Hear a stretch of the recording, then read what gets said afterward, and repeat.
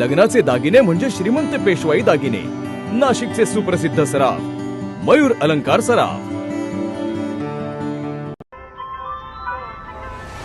ताज्या बातम्यांसाठी नाशिक न्यूजच्या YouTube चॅनलला सबस्क्राईब करा आणि बेल आयकॉनला प्रेस करा.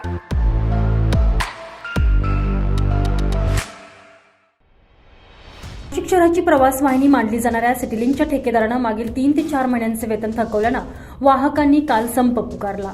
काल गुरुवारी पहाटेपासूनच नाशिक शहरातील विविध मार्गांवर धावणारी सिटीलिंक बस सेवा अचानक ठप्प झाली. दिवसभर चर्चा होऊन देखील सुमारे 150 बस रस्त्यावर आल्याच नाहीत.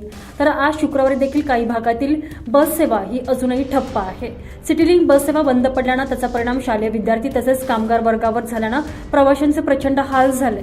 सिटीलिंक बसच्या ठेकेदारांकडून यापूर्वी देखील चालक वाहकांचे वेतन रोखले गेल्यानं चालक आणि वाहकांनी संप पुकारलेला होता. विशेष म्हणजे आतापर्यंत जवळपास वेतन रखडल्याच्या कारणावरून पुकारलेला हा 7वा बंद आहे. सिटीलिंकच्या वाहक आणि चालकांनी 2 दिवसापूर्वीच डिसेंबरपासून रखडलेले वेतन वेळेत द्यावे अशी मागणी सिटीलिंक प्रशासनाने ठेकेदारांकडे केलेली होती. मात्र ठेकेदारानं दखल न घेतल्यानं वाहकांनी काल बस सेवा बंद पाडली. गुरुवारी पहाटेपासूनच बस फेऱ्या बंद असल्यानं प्रवाशांचे तसेच परीक्षेला जाणाऱ्या विद्यार्थ्यांचे प्रचंड हाल झाले.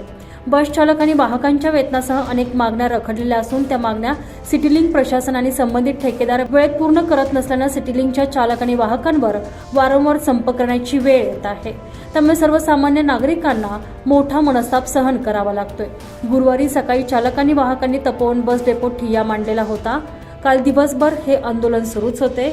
आज शुक्रवारी देखील संप कायम आहे.